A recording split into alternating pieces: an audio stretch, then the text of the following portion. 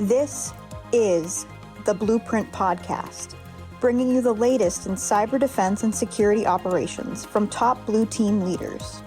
Blueprint is brought to you by the SANS Institute, and it's hosted by SANS Senior Instructor John Hubbard. And now, here's your host, John Hubbard. Hello, everyone, and welcome back to the Blueprint Podcast. I'm your host, John Hubbard, and again with me for our special 11 Strategies of a World-Class Cybersecurity Operations Center season here, we have our three authors, Ingrid Parker, Carson Zimmerman, and Kathryn Knerler. Welcome back, everyone. Are we ready to talk hiring and growing quality staff today? Yes, definitely. One of our favorite strategies. One of the most important ones, too. Yeah, definitely.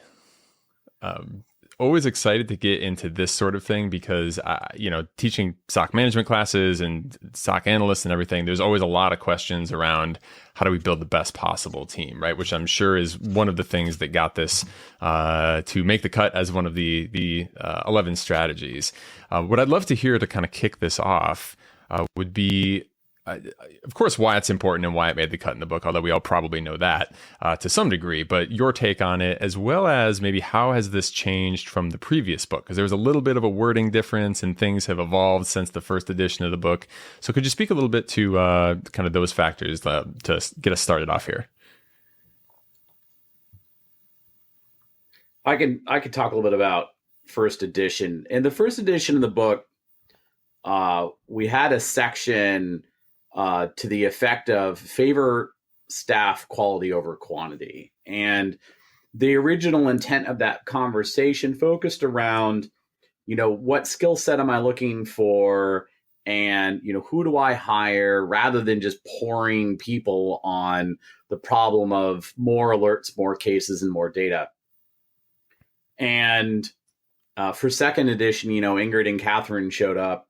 And it's also worth noting that all three of us have been individual contributors in SOCs for a very long time, and all three of us have been managers in SOCs for a very long time. So we bring both perspectives. And, in the second edition here, we expanded the scope of the conversation to kind of cover all things staffing, having just discussed in the previous chapter organization. And this is near and dear, I think, to all our hearts. Yeah, I'm in the same boat as you with that. Been an analyst, been a SOC manager, and I know getting the right people on the team when I was playing the manager role was something I was constantly worried about, right? It's a tough thing. It's hard to find people. The market out there is very rough. You get tons and tons of resumes, trying to figure out which one's going to be the best, getting all the time to interview everyone. It's a tough thing, right? As you all know. So I'm very, very interested to hear what everyone has to say on this one. Starting with the beginning of strategy 4, just section 4.1, right? We have whom should I hire, and jump right into mindset and soft skills. So I guess to kick off this conversation, let's start with some basic questions here. Let's say you're building a SOC and you're trying to hire some people. Let's start with entry level assumption, right? SOC analysts, or really any role. What are the kind of core traits we are looking for, in your opinion, of people that we would want to have working in the SOC that may have not done this job before? I think when you get started, especially talking entry level, we still are seeing job postings for entry level with college degree and knows 5 different tools and has taken this certification and has been doing this for 3 to 5 years. And it's like, that is not entry level. Entry level is maybe you've got a foundation in some other part of IT.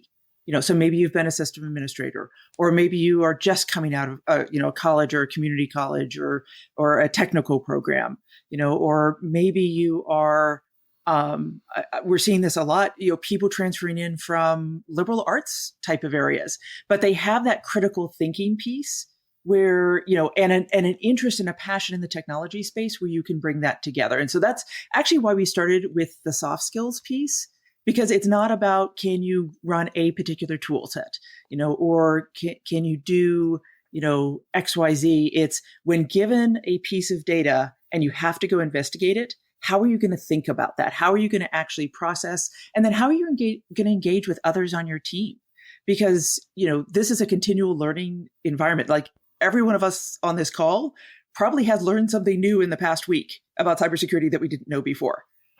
You never are going to stop. And so finding that person who wants to come in and engage with the others on your team and learn the pieces that they need to, it's not to say that, they, like, you have to have an interest in technology. You have to be willing to go dive in. You have to say, okay, I need to understand the fundamentals of networking. I need to understand how, a computer system works. I need, those are things you have to be able to pick up. But for the true entry level, going to be processing alerts, going to be working through some basics. I think there's just a bar that sometimes seems like it's set so high, and it doesn't have to be. Yeah, and I'll build on that. So just to sum it up, don't look for the unicorn, right? We hear that a lot where we are. We're looking for the unicorn. They can do all things, and they don't exist, right? To add to that mindset, it's not just the critical thinking piece, it's creativity and also curiosity. So curiosity is probably the biggest characteristic that I look for. And I've hired like more than 160 entry-level professionals into this field. And I look for that curiosity. So they may not know the answer. In fact, they probably don't know the answer, and that's fine. But they'll explain, I have never thought of it that way. Or, gosh, that would be really cool if I went in and explored it. So I really look for that interest and curiosity in the field more than ever. Because what I find is that the field, like they were saying, it changes every day. We learn something new every week. And if you get tired of learning, if you think you can learn it all, this is probably not the right field for you. Absolutely. That's an incredible amount of people you've gone through the whole process with. So I would love to hear kind of your take on what you do and like your process behind how do you measure, I guess, curiosity and creative thinking, especially in a way that's going to transfer as clearly as it can into a SOC work environment. Is there any particular approach you take? Yeah. So I'm not just hiring for security operations. I'm also hiring for other aspects of security. And Ingrid alluded to it. I don't just look for someone who has a background with an engineering degree. When you're hiring entry level, you're looking for maybe some basics. If it's, someone who's messed around with computers a lot in their spare time, that counts. And they can talk a lot about, how they work and how they interact and some things about cybersecurity. That's interesting. For us, we had a program at MITRE for new professionals. So that's why I was hiring so many of them. And we were hiring for specific kinds of, sponsor work. So what I was looking for there is what I just said is the curiosity, the creativity, and then the critical thinking skills. In fact, I don't want them to know the answers. I want to hear their mindsets and how they think through a problem and how they logic it out. That's the main thing. It's a big secret. Yeah. And I think when you look at those resumes, you'll find a lot of people who have, I saw this on some of them, like they'd go do a capture the flag activity. Even though they might not be the person who knows all the answers, they would go join a team at their school and just see what it was all about. Or maybe they work with, a local group, that they belong to, and they're like, oh, I'm going to help you with your IT for that organization that doesn't have any other support. Or there's all these indicators you can find on a resume that have nothing to do with a specific education or training course. I've seen that they put down, hey, I have XYZ lab at home and I've tried to do this. So all of these pieces you can look at and be able to pick up on that show that they're doing something more than just waiting to be handed a curriculum that they have to follow. For all the listeners out there that might be in the stage of looking for a job right now, I assume between all of us, we've seen probably thousands and thousands of resumes. Any tips on the do or do not do side that you'd like to give out to listeners who might be looking for that next job? Well, don't have spelling mistakes. I'm just kidding. That's just kind of a normal thing. A whole range of things, like the generic things you do and don't do on a resume, like spelling mistakes and, obviously poor formatting. And hey, if you're going to put something on your resume, I'm going to ask you about it. And, if you're going to put CCNA or CISP or whatever on your resume, great. I'm going to ask you questions that are commensurate with that certification. And the same goes for formal education. Or any of your project or anything you put on your resume, is fair game. As a matter of fact, one of the things I think about when I'm hiring is, unlike even 10 or 15 years ago, the SOC today, the bigger the SOC, the more this is the case. You have to treat it like a band or a sports team, in that, to the novice, you might see, oh, that's a musician. But if you immediately as you start to understand things, you understand the difference between a bass player and a drummer. I don't, but I know there's a big difference. I'm not musically inclined, by the way. And one of the things I think about that is here. And one of the things I think about is, how did they come by that base level of experience, right? And it could be because they went to school for it. It could be as they're a developer. They could have pivoted in from another area of cybersecurity. There's a million ways to know about it. But one of the things I'll ask people is, amongst the million things I'll ask people is, especially if they've been in the SOC before, how did they evolve their capabilities and the capabilities of the people around them? How do they lift themselves up, and how do they lift up the people around them? And I want to see the evidence of that. And I want to see the evidence of curiosity and technical aptitude in something. In fact, I ask purposely open-ended technical questions that'll allow the candidate to go any direction they want. From, tell me what you know about IRQs, tell me what you know about BGP, to DNS, to system level programming, to cloud architectures, to what have you. Because I don't expect them to know it all. Like Kathryn was talking about, we're never looking for the unicorn, but I expect them to bring some of that diversity to bear. Yeah, diversity in thought. So if we have we have 3 system administrators, we're going to look for, a cloud developer. We're going to look for someone who's slightly different than the others on the team to round out the thought process. Because if you all think alike on the team, you're always going to come to the same conclusions, right? So sometimes you have to be super creative and bring someone in that, has a completely different way of looking at the world. Yeah. I want to pick up on one thing Carson said, which is, when you're putting your resume together, not just stating a fact like you did X, Y, Z, but talking about the impact and the outcome that came from it. Yeah. I did this, which resulted in, this improvement, this change. We found this adversary, or, if you're not talking about cyber, it improved my business in this way, or it helped this person. That's a really important part, because that differentiates you from all the people that have a skill to how you can apply that skill and actually make it really relevant. And then I was also thinking, as we're talking about resumes, like resumes are still really important, but remember that for many companies, those go through an automated process. So making sure your keywords, like think about the keywords, make sure you've got certain terms on there. But resumes are also like only part of the battle when you're looking for a job. It really is, who do you know? How do you do networking? And if you're just getting started, that might seem overwhelming, but it's go on LinkedIn, find some people that work for those companies, reach out to them, maybe even before you're looking at a job, maybe you're still in school, do something else, and make it personal. Like if I get a LinkedIn invite and it's just like, hey, join my network, I'm like, I don't know who you are. I mean, you're probably a lovely person, but I don't know who you are. And I've gotten some great ones from students in particular who said, hey, I saw this book, or I saw a presentation, or I, looked at your history and it was really interesting for this reason. I'd love to connect. And so doing that is going to be really important in addition to the resume to really build that network, because I think as you go farther and farther along in your career, very rarely are you going to be blindly applying. You're going to be reaching out to your network, and then your network is going to help you find whatever's next. Yeah, and stick with it. You may not get the first one, two. Some of it's a little bit of luck, so you just have to keep, luck favors the prepared. So keep trying. I think a lot of my jobs have come just because I didn't give up. I just kept trying different things.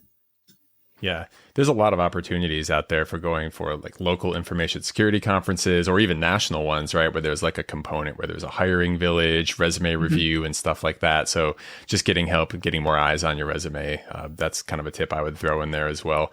The other thing I was thinking is like what to put on the resume. And my quick tip on that from my point of view is like, put stuff that's relevant. We don't need to see all the way back to like your high school lifeguard job kind of thing. Like order things in the order of like, I'm applying to a SOC analyst job. Here are the things that are going to be most relevant to that, right? As opposed to chronological order or just everything you've ever done. If it's not like super relevant, curate it, right? And try to customize it for maybe even each individual company, right? That's an approach that can help you just kind of maximize chance for impact. So that's fascinating because, and I think this is one of the challenges when people are talking about resumes. I love chronological resumes. And I love resumes that have things on them that are not necessarily directly in alignment, especially if you're doing career changes or something else. Mm-hmm. And so I think that's one of the things to keep in mind as people are reading your resume and giving you advice. You're going to get conflicting advice. You're going to have people with different opinions, and you're going to have to sort out for yourself what you want to share about yourself. Because I get frustrated when I see functional resumes that don't have a chronological order, just because that's how I like to see them. So yeah, I love that you've got like one approach to it, and I've got another. And so this, back to Kathryn's point of view, you have people with different viewpoints in the industry, and you want to bring them in. But there is no one perfect resume. Yeah, no, that's I mean, it's a good point. I guess what I was thinking in my mind there is I've seen some resumes that are like very, very long, and I'm like, it could have been like half the size because I don't really need to know. Like, okay, I'm glad you had a job. There's the chronological, continuous, whatever. But like, yeah, like if you want to fill out a page and you need to have the stuff, whatever. My preference is like, I'm looking at 100 resumes, right? I need to get through these quickly. So help me help you by highlighting the things that are going to make me say, hey, that's a person I want to interview, right? Yeah, that's very true. 3 pages kind of gets to be too much. Yeah. One the old school, no more than 2 pages is still a pretty relevant, mark for somebody who has that kind of career history. And 1 page or less, 1 page is perfectly fine for somebody who's new and entering. Like, you do not need to pad it and make it longer.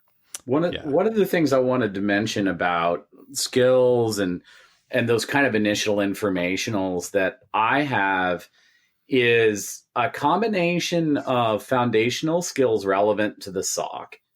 And like I said, it's not necessarily certifications, though they are helpful. It's not necessarily educational experience, though that's helpful, right? There's different ways of coming upon the information.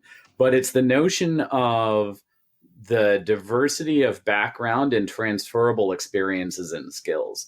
And this is really interesting how things have evolved over the 20 years that I've been doing it. When I went and got my undergrad degree, you didn't really go to school for cybersecurity. And that's not the case anymore, of course. And one of the interesting conversations I've had with more than a few people who got their degrees in cybersecurity of one form or another is okay, great. Cyber, but do you know how networks, cloud, and computers work as well? Hopefully the answer is yes. Why do I say that? I am of the unswerving opinion that one of the most fundamental and most important technical skills, meaning a non-soft skill for someone in a SOC, is they need to understand how these things work. And because the more they understand how networks, computers, and cloud works, the better their ability is to understand what's normal and abnormal on them. And that's the big piece of the job. So I've shifted over the years, believe it or not. So I was pretty hardcore. You have to have a technical. You better understand how the hardware is put together, the software. You better know everything about TCP/IP, IPv6. That was my view probably, 7-8 years ago. I've changed because I have hired so many. That diversity of thought comes from diversity of knowledge as well. Now, I wouldn't suggest you go out and hire 15 English majors in your set. But I would say that a good critical thinking analyst, and by the way, I have hired an English major, added to a group of super techie, just fondly nerds. I'm a nerd, so I'm going along with that.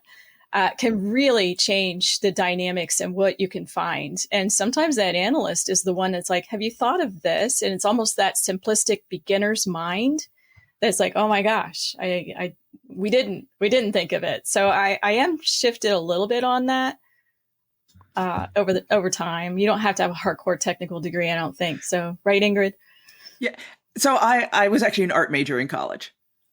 And so, yes. But I went from an art major to being a system administrator in the Army. And so I got some of the fundamentals that Carson's talking about, and then transitioned that into cybersecurity later on. And so I think, I was one of those people where cyber was not even a degree, and, women going into IT was not as popular, when I was doing it. So I ended up in a different field. But many of the people that I work with, have worked for me. I've worked for other things. I've come in from some very non-traditional backgrounds. So there is room for everybody in this field. Oh, Please come in. Please come in. There's no question, right? I've hired people who had degrees or no degrees in microbiology, being a medical tech, liberal arts for sure. You name it. I hired a chef. Right on.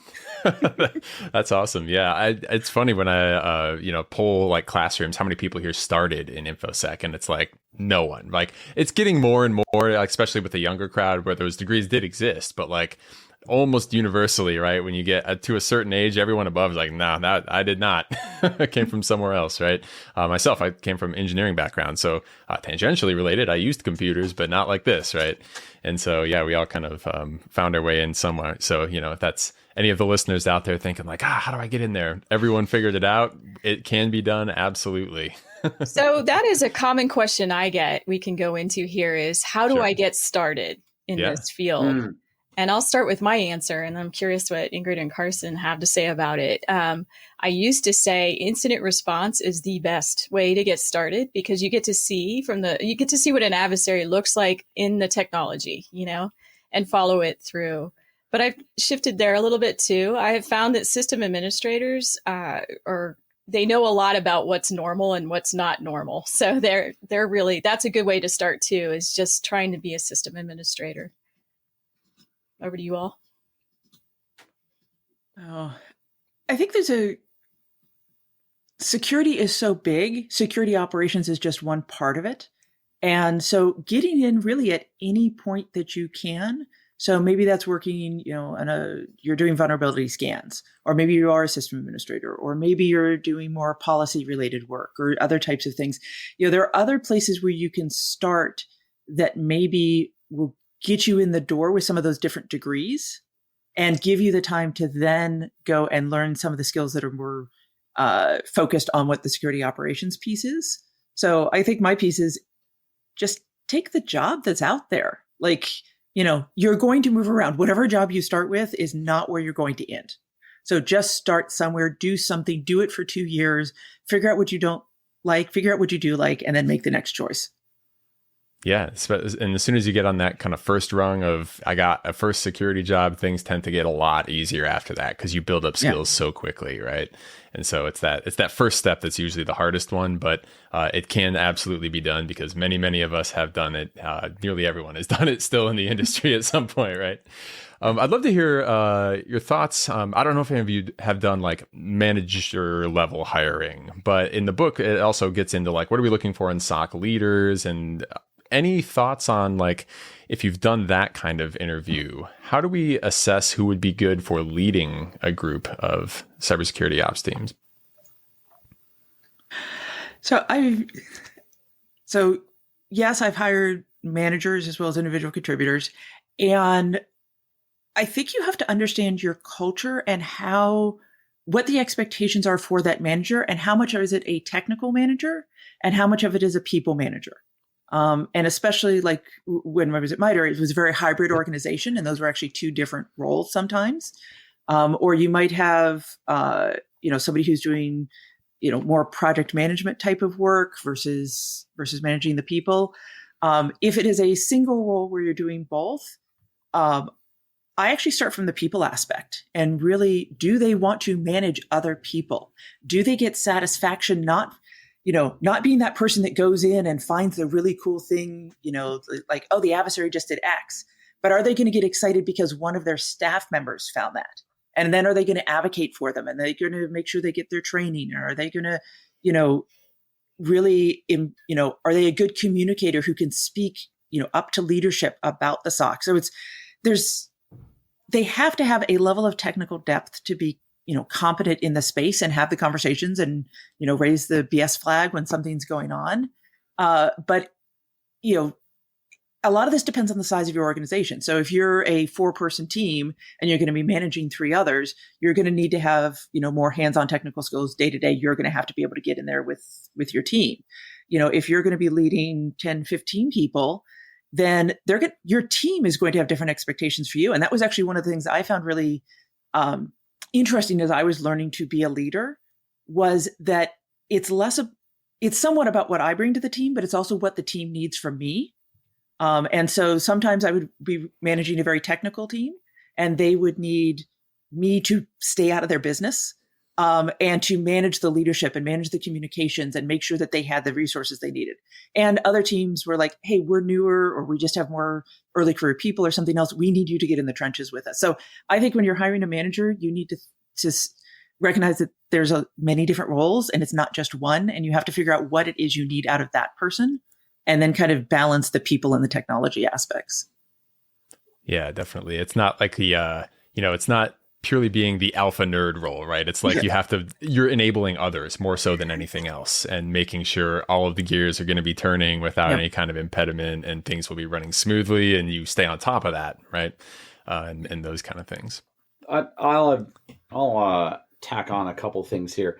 There's all the generic things that we talk about in terms of, what makes a good leader and hiring for good managers, people managers, et cetera. That all applies here. With that out of the way, I'll also highlight, we haven't yet talked as much about soft skills. One of the things that I think about for managers in a SOC, other than being a good people leader and knowing, when to get involved and when to get out of the way and all that good stuff, is sound decision making, particularly in a crisis. A large percentage of the roles in the SOC, get involved in incident response, and they need to be able to make sound decisions there. And there's a bunch of things that go into that. Understanding the business, understanding how SOCs operate, understanding what their people need, having to make difficult decisions sometimes with competing priorities, all of that good stuff. Know how to looking out for yourself and people around you when you get crispy, meaning when you've been at an incident for 10 days straight and your judgment is no longer optimal, and the judgment of the people around you is no longer optimal. And how do you operate when that happens? So I've always biased toward managers in a SOC who have at least one of those cybersecurity experiences, and or technical leadership experiences. To a degree, I feel like they need to be able to empathize with the people working for them. Do you think it's possible for a non-technical person to make for an effective SOC manager? Sometimes that's a question that comes up in class as well. I'd love to hear your take on that. Like someone that hasn't been a SOC analyst. It's a good question. So there's a couple of things that I look for in leaders, and that's adaptability and the ability to delegate. So those things above all are super important. If you hire someone who doesn't have the technical background, you sort of lose that piece of is the sound decision making still able to happen? So if you're not a technical one, then again, back to that team concept where you better have a real senior person who is super trustworthy, that you can pair up with and count on to be that role, right? So if you don't have that background yourself, you have to supply, that's how leaders build, right? You build your weaknesses are the people you hire around you, right? to help augment your abilities. To fill out the band, right? As Carson fill was up the saying band. earlier. That's right. Can't have all bass players. That's right. Yeah. But that adaptability comes into play, especially in incident response. We've had to turn many times where we headed down a path. We thought it was a certain adversary and a certain thing that was happening. It turned out to be completely different. And that ability to reset and say, all right, I didn't have it right, or my team didn't have it right, and let's all move in this new direction is very key when you're doing incident response. Yeah. Yeah, there's a lot of really important roles that managers have to play, and it's, wearing a whole bunch of different hats and trying to wear them all at once effectively. It's not an easy task, right? One of the things that comes up next in the book is once you have those people on the team and you've picked that person, how do we make sure that they're going to be successful? So I'd love to hear your take on making, training plans. How should we do training? How much training? Kind of that sort of thing.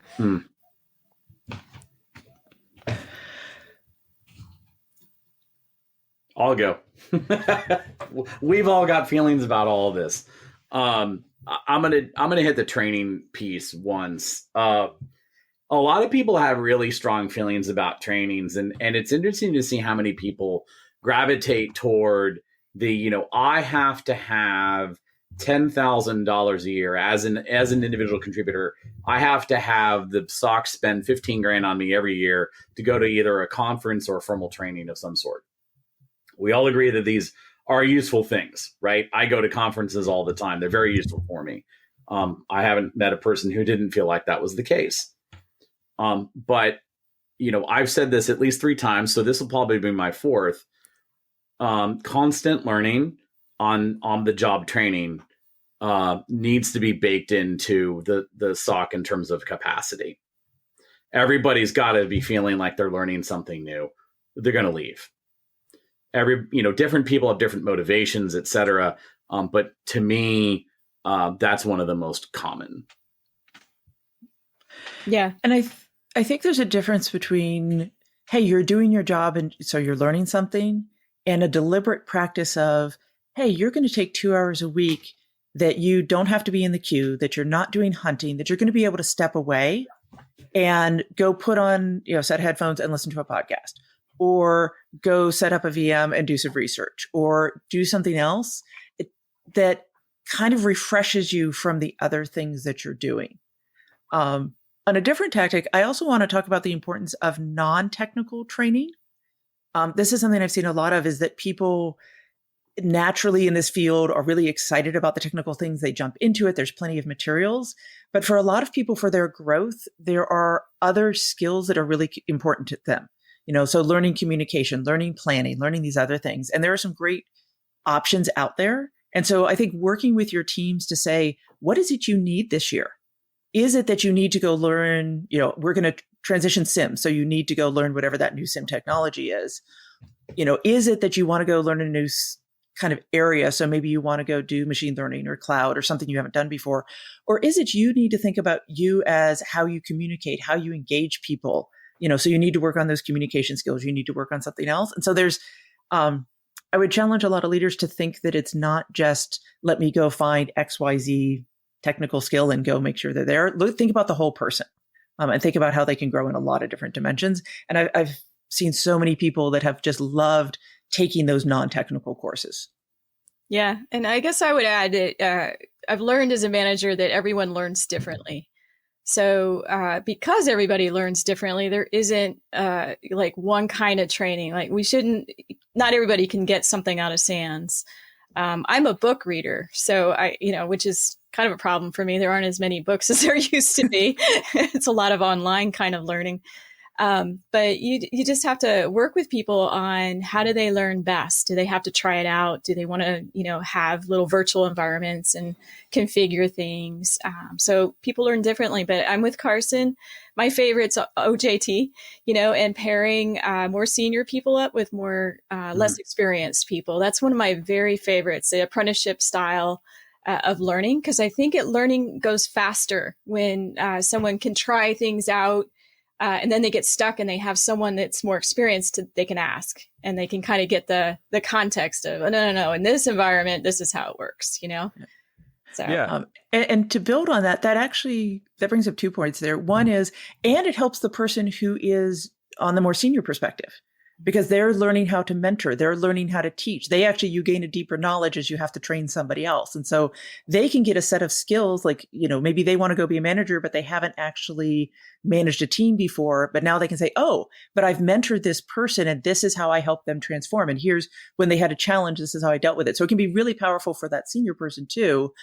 And then I would add the caution of, but not all senior people really enjoy this. I was going to say, can I put a plug out there that all the senior people out there, if you could just understand how important it is to pass on your knowledge. I work with a lot of curmudgeons, and it would be super great if we would all take just a little time and teach someone next to you.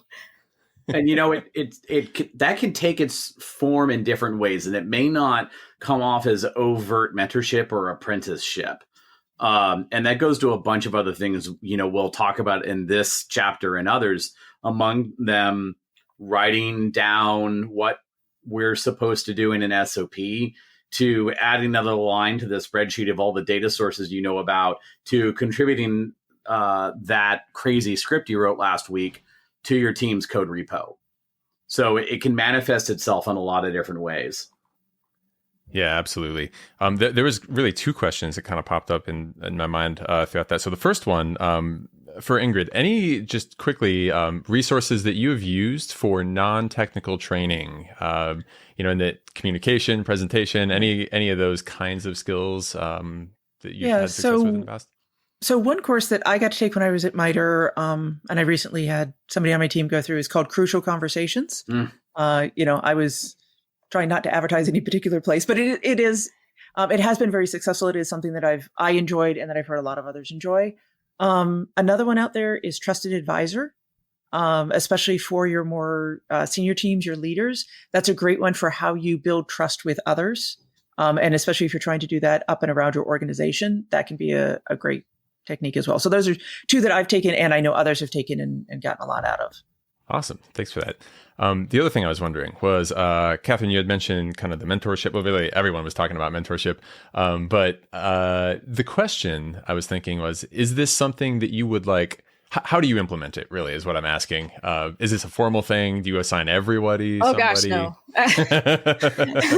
So the best mentorships are definitely informal, and they're natural. So if you see two people, as a leader, that's kind of one of the things I look out for, right? So if I see two people are seeming to, they have some similarities or some common interests, I might do a little matchmaking there and say, hey, there's a mentor-mentee kind of relationship there. But it definitely has to be informal. And, to Carson's point, sometimes I don't even call it that, right? It's just two people working together and side by side, and one has more questions than the other. So that's not necessarily a mentorship. That's more that's how you work as a team.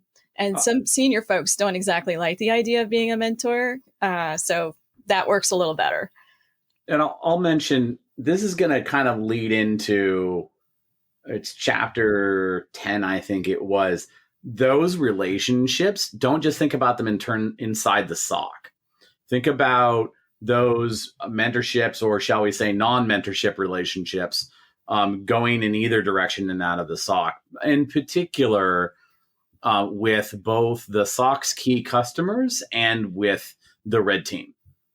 I love it when someone inside the SOC forms a relationship with someone in the red team, and they don't need to necessarily talk about their operations. Be like, hey, I'm kind of going after this set of services or this set of techniques in the next 6 months. We should learn about that together. And it can be really cool. Yeah. And just to emphasize Carson's point about mentors, I have mentors. I highly recommend every single person out there should find mentors in their life, because they really can guide you and kind of help you work through some of the harder things in workplaces, right? And make work more enjoyable and more fulfilling. My mentors don't necessarily work at the company I'm at. It just depends on, what you need at that point. Like I have leadership mentors, I have technical mentors, I have, different folks for different kinds of things that I need. So I recommend everybody have them. Yeah, useful for everyone for many, many things, right? Carson, to what you said, with the red team, right? I want to definitely echo that, right? Being friends with, getting mentored by, whatever you want to call it, having a contact of someone who can act like an attacker can be invaluable, right? Because you have those conversations where like, oh yeah, we're looking at this data, we're looking at that, and like, oh well, I can just do this, and then maybe that triggers something in your head, like, oh yeah, how would I catch if they do that? And let's make no mistake about it, right? The red team's job is to make their own job harder, so they should be willing to share that stuff with you. Right? They shouldn't be like hiding their techniques, because like they're supposed to be helping you find their techniques, right? So that's something that can absolutely be very, very useful, and I've experienced that myself as well. So totally awesome thing to be friends with pen testers if you're on the blue team side. Yeah, and threat hunters as well. Yes, they have a whole different creative way of thinking that's useful. Yeah, definitely. Getting that kind of cross-pollination. And that's where, you mentioned in the book, kind of doing rotations, maybe slightly tangential to the SOC and other things like that can be very, very useful as well, whether it's in pen testing or vuln management or anything really. If it's a transferable skill, that can be a great way of kind of avoiding some of the problems and burnout and some other things that we kind of had mentioned previously. And actually, we're about to get into in the next little section here. 4.3, create an environment that encourages staff to stay. I want to start this one kind of asking the opposite. What are some of the most common things you all have run into that are complaints that cause people to leave a security operations team? I want to kick it off with doing things exactly the same way you were doing them a year ago. Yup. Like if nothing changes and you haven't automated, like if you're still manually doing something that somebody could have written a script for and you're still just having to hunt and peck those keys, like it just pisses people off to no end. And so like, most people in this field want to be able to continue to be challenged, and it is not challenging to do the same thing all the time. That was probably Carson's too, because I know he is also very passionate you about nailed this it. one. Yeah, there is nothing more demoralizing than doing something that could be done easier or in an automated way, and no one's doing it. Yes. What else? Well, Ingrid, go ahead, Kathryn. Okay. Well, not providing the environment to grow. So maybe you don't want to just look at alerts for your whole career. To Ingrid's point, you don't want to do the same job. Most people don't want to look at alerts for more than a year or two at the most. And so they want to grow into other things like some incident response or some red teaming or some threat hunting or anything else. So being able to provide an environment that allows people to move around is super important. There's a section. People often talk about burnout in SOCs as a source of attrition, and I agree with that and disagree with it simultaneously. And here's why. I actually agree with what Ingrid and Kathryn were saying as the primary cause. My theory, which is not based on anything data driven, but my theory is based on the observation that a lot of people who join a SOC and don't just treat it as, I'll do this for 12 months and that's the end of it. A lot of those folks, not all of them, but a lot of them thrive on many aspects of what the SOC does, solving puzzles and responding to crises. And I've seen a lot of these folks put in long hours doing that week after week, where I think people end up rage quitting or just saying, I'm not here anymore, is that they're doing that and they don't feel like it's getting better.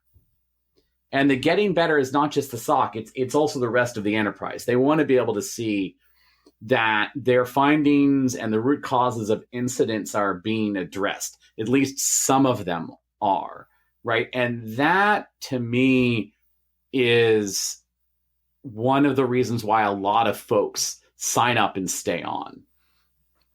Yeah, forward progress, I think, is something that nearly universally people want to see, right? And if you don't have some sense of we are getting better here, absolutely, like that can be an easy source of frustration if they don't feel like any growth is happening there. That's a big factor in my mind and in my experience as well. I know that's something I always looked for. Other things that people like to grow, this might be a fun discussion, their paycheck. There's a section here on pay fair market value. Would love to hear kind of all related thoughts kind of on that. But one question I wanted to start off with this, because I know a lot of people have this problem. I hear this question all the time in class. I don't have the budget to pay people as much as I want to pay them. Like I will do it, but I cannot do it. How do those people maybe buffer that out with something else to still keep people on the team, make people want to join the team? How do we overcome that hurdle?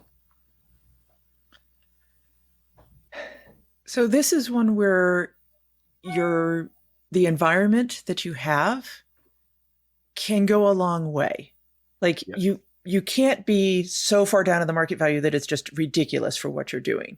But if you have to be on the lower end of the spectrum, then figuring out, okay, how do you have flexibility in work location? Like that's huge. And it's really interesting right now with all the companies that are asking employees to come back, and yet there's still such a demand for people that want to work remote. So if you can you still offer remote work, you are going to have a leg up over some of the biggest tech companies out there. That's going to be huge. Maybe you can offer some flexibility in the number of hours that you work per week, or how and where they do their job, or all of these things can play in. Or like, I know when I was looking for my latest job, I was more interested in what I thought I could learn and what the people were going to be like than the particular dollar figure. And so if you have, we always talk about the fact that this is actually a very small community and your reputation precedes you, and people know what your operations are like, even on small teams. Like people are going to reach out and find out like, oh, you've only got 5 people on your team, but this is how they all feel about it. This is how they, what do they post to Twitter? What do they put on LinkedIn? Do they have blogs? Do they have something else? So if you can create that culture that is trying to do the best you can with what you have available, that is supported by management, like, so you're getting recognized for things and you're not only just, the boss comes in when there's a problem, they yell at you and then they disappear. All of that can actually set you on a really good path to be able to, bring people in who might, who are at least open to a salary range versus always just looking for the top dollar. That being said, we put this in the book because you can't try and find that magical unicorn that Kathryn was talking about that can do cloud, can do mobile, can do, identity, is able to reverse your malware, and is going to look at your alerts, and you're going to pay them, the same as you would, entry level in a fast food type of place. It just isn't going to be viable. So you do need to understand what the marketplace will bear. Yeah, absolutely. The other thing I hear on this one, and I'd love to hear your thoughts on, is when you are paying fair market value, but one of your employees comes back to you with, hey, I just got its offer at this other place and it's another, whatever, $1,000 or something like that. What are your thoughts on approaching that? Do you match it? Do you say, thanks for all the great work, good luck, see you later?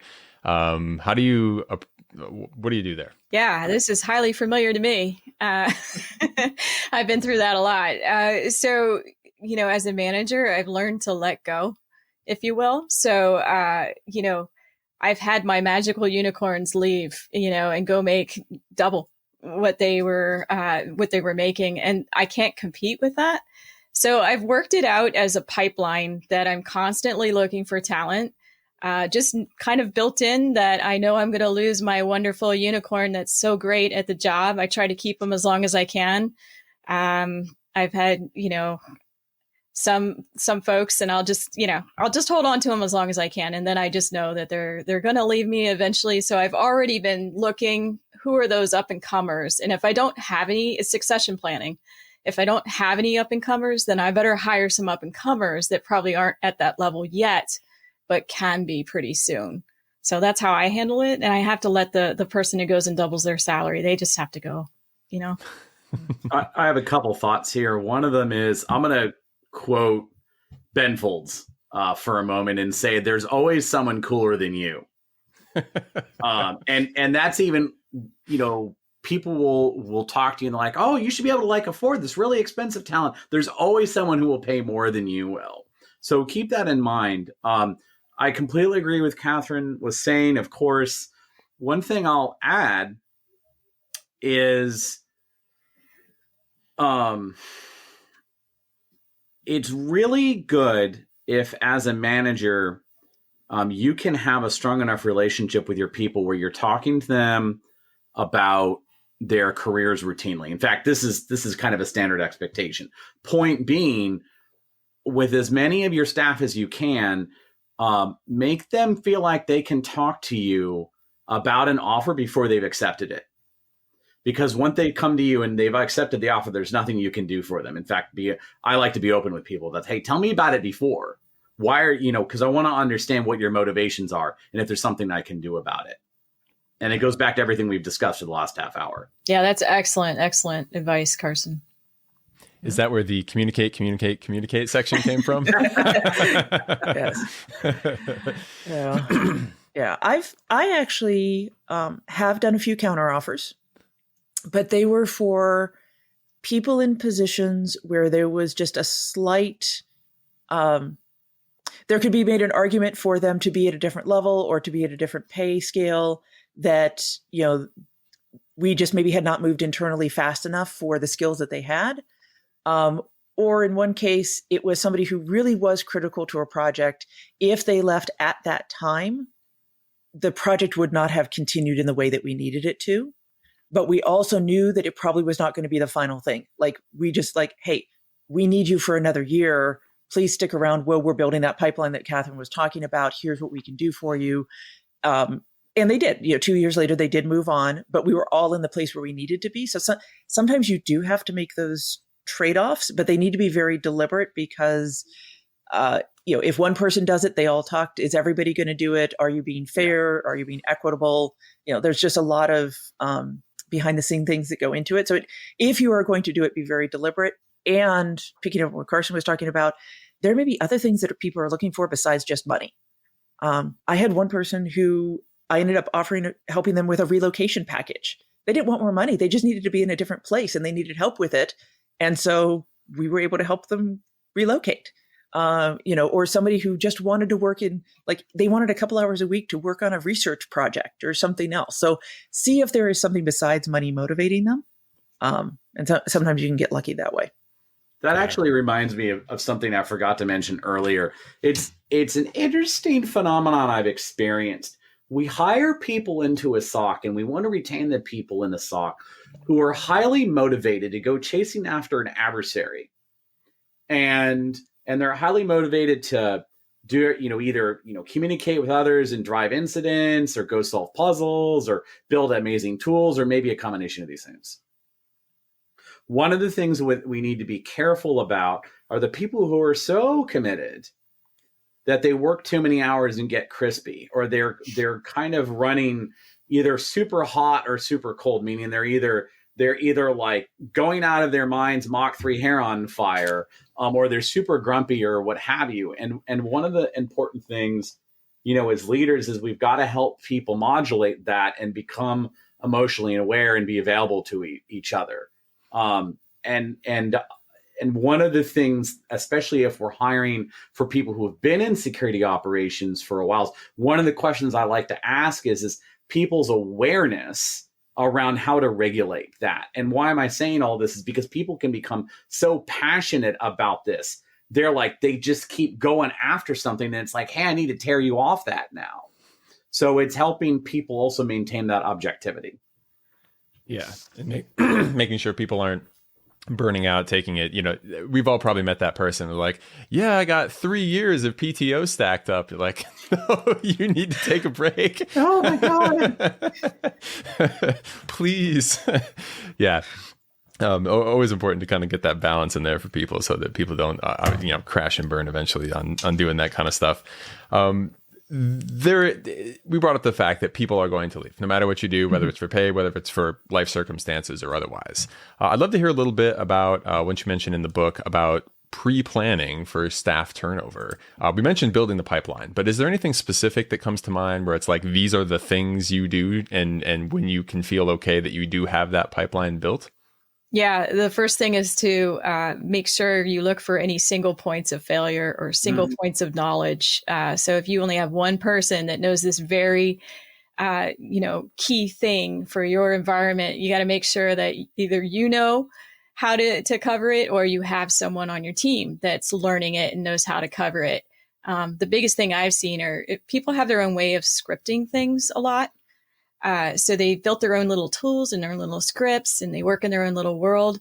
And then they become excellent because they've learned the environment over several years. So learning what they know about the environment and spreading that knowledge around is what I look for first. Single points of failure. What else? Anything else jump to mind on that one? I would, doubling down, staff rotations and SOPs. Don't ever have like one person who is responsible for incident response coordination, or just one person who is responsible for investigation or investigation within a given scope. Always, as much as you can, if you're big enough for it, have that on call, in a rotation schedule. And I don't just mean the folks doing alert triage. It will help you immensely and enforce and drive what Kathryn is talking about. And we talk about documentation as part of this, and so it's just a general good SOC practice, but it becomes particularly important when you have, turnover between staff. And thinking about those single points of failure and thinking about the things that are really, really important. So, when there's an incident, you will do X, Y, Z, having that really well documented so that if the person who normally leads that incident response is not there, and this isn't even just about turnover, but it's even about they happen to be on vacation that week. They're out sick. You need to make sure you've got the documentation and then making sure you've built in the time for people to document as you go along. Documentation should not be and this is our week for doing documentation this year. And we're going to, everybody's going to do it. It should be add a line, just do the smallest minimal thing you can. So we have this where I am, we keep intelligence profiles and we're constantly reminding ourselves, you don't have to write the entire profile. All you have to do is put a one-liner in about what you saw. Just do that update. And next week you do the update. And next week you do the update. And if you do that, you build the corpus over time versus trying to make it into a big thing. And so that's what I would say about documentation is try not to make it a big thing. Try to make it a constant thing that everybody does. And there isn't a documentation person on your team, because often somebody who is a better writer or good at it or doesn't complain as much ends up doing it. And it needs to be something that every single person on the team is doing continuously. Yeah, I'm gonna double down on that as well. No one in the SOC is above writing documentation. No one in the SOC is above reading and using that documentation almost every day. And anyone who acts like they're above it, Yeah, I totally agree with all that. Any specific tactics you all use or have seen used that are particularly good at inspiring people to want to keep that documentation up to date or write it in the first place? Other than a totally great tip on the do a little bit at once, right? Anything beyond that? Systems you've used, software, really anything along those lines? Oh, this is so hard. We've tried so many different systems Okay, so my tip would be try and put it in as few places as possible.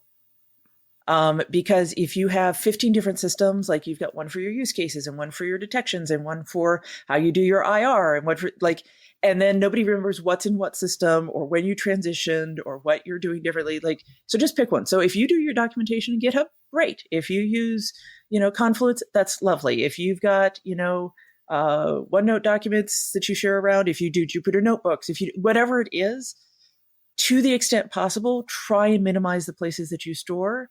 And then the other thing I would say is don't worry so much about consistency. I've seen a really interesting shift from those of us that maybe have grown up in a more structured relational database type of environment and are used to, hey, we want everything to be labeled the same and looking the same. But search has become so great now that you really can use search as a way on top of your environments to find the things that you're looking for. And so I would say spend less time worried about the exact right format to put it in and more time just putting pen to paper and putting something into a limited set of systems that you can run a search across. Yeah, the one thing I would add to that is I bet everybody's been through this one too, where someone leaves and nobody has access to their stuff. Because it's under their name somewhere with their, so putting it in a place, whatever it is, scripts or, documentation where it's, I won't call it centrally accessible, but at least accessible to someone on the teams so that when people leave, there isn't this void of they took everything with them or it's lost forever because nobody can get into it. I think we talk about that later too. I'll add one tactical thing there. It may sound really minor. Make it easy, right? Consolidate and make it easy for people to update. And also probably some people in the audience are probably thinking, oh, but I've got this really important SOP and then a manager must approve it. I don't disagree. think about having different levels of approval, meaning, if you're going to change one line in a thing because we call Alice, not Bob, great. Don't make that manager approval required. Just, think about it. You might have one or two different levels of scrutiny for your SOPs. And actually, that you were asking earlier about environments, so what makes them more fun. I like documentation, but I don't love formal documentation. So if there's informal ways of communicating and keeping things, located somewhere, that's what I would prefer. It makes it more fun. But if you have to get 5 levels of approval, I'm with Carson. You can't always work that way. Yeah, sometimes a partial solution is just what you're going to have to be okay with, right? And that's way, way better than nothing at all. And I think that's a theme we've kind of seen come up multiple times kind of throughout our discussions here, is just get something done and iteratively improve on it, right? As a way of kind of approaching this. The last section in this chapter before we close it up here is titled, How Many Analysts Do I Need? Another one of those perpetual questions. Any thoughts on those who might be at the earlier end of building their SOC, or might be in a place where they're like, ooh, I don't think we have enough people, on coming up with, do you really need more people on your team, or how many people do you need? Yeah. So I think you start here with understanding some of your business objective, going back to that first chapter of, know what you're protecting, why you're doing it, what your expectations are for the SOC. And so do you need to be 24/7? Like, what is your risk model for that? And that just sets some basic staffing numbers there in terms of how many people you need. And then once you know how you're going to do that, and whether you're working with an MSSP, outsourcing something else, then you have to look at what's actually coming in. So how many alerts are you getting? What level of data is available to you? And how are you doing in terms of the processing of that on a day-to-day basis? And so, if your alert queue is just backing up and backing up and backing up, like, that's a huge indicator that something needs to change. Now, that change may not be hiring. That change may be tuning, that change may be automation, that change may be a lot of different things, but that's where you start looking at, can you even hit the things that you're trying to do on a day-to-day basis? And then you start adding on the additional things you want to do to improve the SOC. So are you able to work on special projects and do other things that are going to make you, find new technologies, do everything else? So I think that's just a basic place to start, is understand your business and your risk model that tells you kind of how many hours you need to be covering, or what kind of model you have, what your organizational structure looks like, and then figure out, are you doing the basics? Yeah, that makes, I think that totally makes sense. And I love looking at, the metrics on alert triage and like what's backing up and all that other kind of stuff. One of the other kind of ways of phrasing this would be, how would I know, the reverse question, right, is like, is there such a thing as a team that's too large?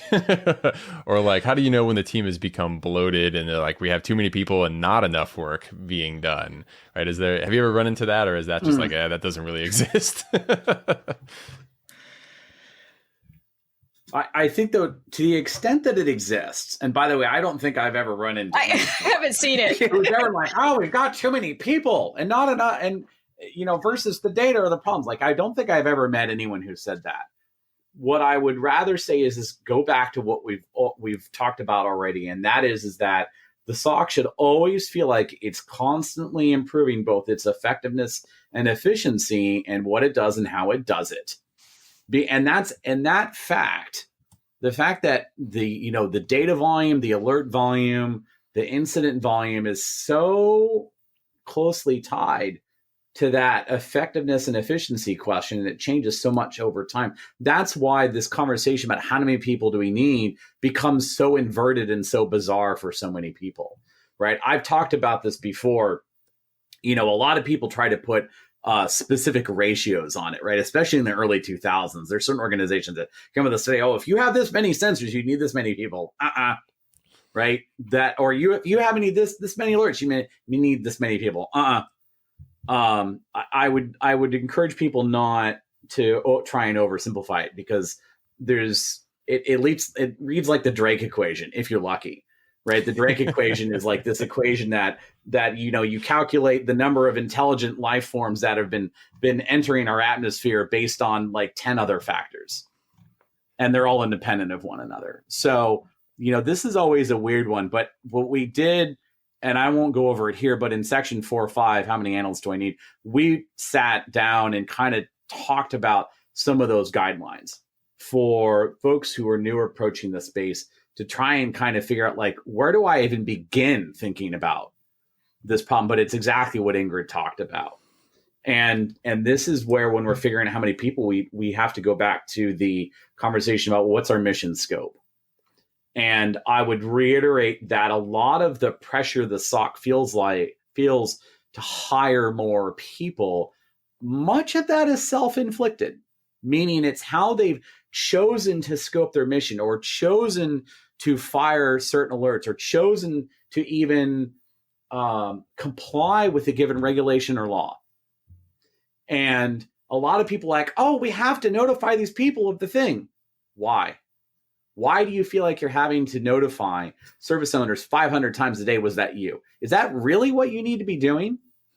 And oftentimes the answer actually is no, you don't. Yeah. I think it gets... Oh, go ahead, Kathryn. So as a manager, that how many analysts do I need question is one that I'm constantly tweaking. I work in enterprises where we might have started with, say, 10 analysts. Well, we found out we really needed 15 because of all the different, we added cloud environments and different things. And I've heard the reverse too, where, okay, I started with 10. Turns out I had 5 people who really weren't contributing too much, so I could downsize a little bit. So it's a management question, right? If you have some really effective analysts who are super good at several things, then you can branch out a little more. So maybe you add some functions you didn't have before. Like if you're not doing threat hunting, you would add that to the mix, or breaches of service, or, you start doing more advanced things and kind of evolve the SOC. At least that's what I do. So how many analysts? Well, for me, it's not a set answer, and it's going to evolve over time depending on the band that we got together, right? Ingrid, did you have something to add to that? Yeah, I think very similar to what Kathryn's talking about. I was thinking back to our functions list that we had in our fundamentals chapter. And, there are basic things, in our definition of what a SOC does. And so there are basic things that your SOC needs to be able to do in terms of, identifying the threats, responding to them, doing your monitoring. But there are a lot of additional functions that you could also be doing. So are you going to have in-house malware analysis? Are you going to have a threat intelligence team that's part of the SOC? Are you going to be doing your own, testing, whether that's tabletop exercises or red teams or pen tests, whatever else. And so all of those come into play as well. And so when I was thinking about, talking about, hey, how many alerts are coming in? Are you doing your basic triage?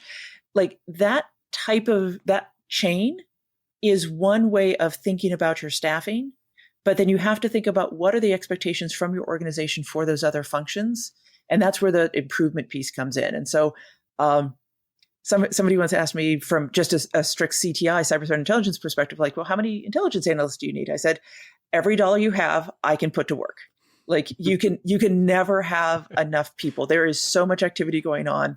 Now there's probably a point at which that is not true. I have not run into that yet. So, and I think it's the same for some of these other services that you can get pretty big, but that's where you back off and say, is the activity you're doing improving the fundamentals of how you are protecting, monitoring, detecting, and responding? Yeah. Because that's what you come back to. And so is your CTI program actually improving your detections, or you're writing a bunch of reports that aren't being read? Is your testing actually then resulting in your blue team improving what they're doing? Or is it the red team's having fun because, look, we managed to get into XYZ server or get into the CEO's mailbox, but you're not taking action on it. And as long as you are taking action and actually improving, then you have not hit your ceiling of the potential you have for the people you might want to hire in those positions. I'd really like Ingrid's pragmatism here. That's been my experience entirely. One of the other things that I think we would be remiss if we didn't mention, and that is 24/7 and coverage. A lot of people entering this area, like they rush towards, oh, I've got to have every analyst looking at every alert within 3 minutes. Oh my God, that's expensive. It's really expensive. First of all, I don't think I've ever run into a SOC that was totally symmetrically staffed across the board. At best, I've run into socks that are follow the sun, but like how many socks have your engineering team writing detections working at 2 a.m. local? I don't think I've ever met someone doing that as an extreme example. As a matter of fact, I feel like some people who are new over-index on timeliness over effectiveness. There's been plenty of times where just a couple people doing proactive hunt in their spare time find stuff that were completely missed by routine detections, right? That's why we have hunt. That's the whole point. So it's amazing when you free yourself of some of these assumptions, just how much you can get out of a couple people. Yep. Absolutely agree. I agree with everything. That was a lot of brilliant statements in that one. We're going to have to cut that up and turn that into a video and get that out just so more people see it, right? I love what was said there. Improving the fundamentals and just kind of making sure you're making constant improvement. I think that's definitely a very pragmatic way of looking at it and trying to figure out, can the team be better if we have extra time? Can we get more advanced, right? And start doing some of those things that we wish we could have done maybe in the past and hadn't started into yet. I think that brings us to the end of this chapter. So in closing here, any final thoughts that anyone has, absolutely key takeaways, references, or otherwise that they'd like to throw in before we wrap up the episode?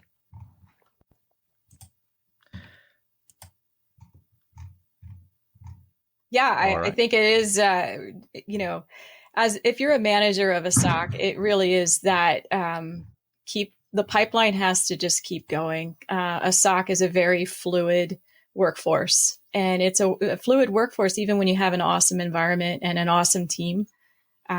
People move for personal reasons. People are always moving. So always keeping a lookout on the talent and planning that your great, awesome people are going to leave eventually is key for me. Yeah.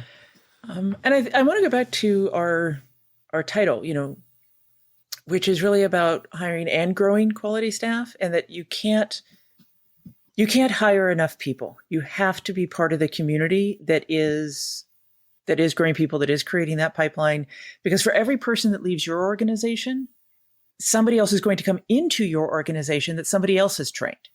And so you have to think of this as a larger community where, it's people are going to move around. People will work with each other, go other places, come back and work with each other. But recognizing that, even as people are moving around, you're just not going to be able to hire everybody that you want. And I think one of the things I've seen is we put a different set of standards on promoting people within our own organizations than we do from hiring externally. And so, a lot of times it'll be like, oh, well, I know XYZ about this person and there's this small flaw, so we can't promote them, but we're going to interview somebody for 2 hours and then we're going to hire them at a higher level. And so really focusing, going back to the title, which is grow your own staff, put the time into it. Yes, they're going to leave. Yes, you're creating a pipeline, but it is absolutely worth the investment for the time that you get the people there, and you will keep them longer if you do that. Yep. Love it. Perfect. All right. Well, thank you so much for all this, wisdom we had here on hiring people, building teams, whether they're new, whether they're experienced people, all the way up for managers, the importance of communication, being part of the bigger community and kind of thinking about it with those different mindsets. All that stuff I think is very, important, super powerful stuff for people to consider as they go out to build their SOC dream team and the best band they can, right?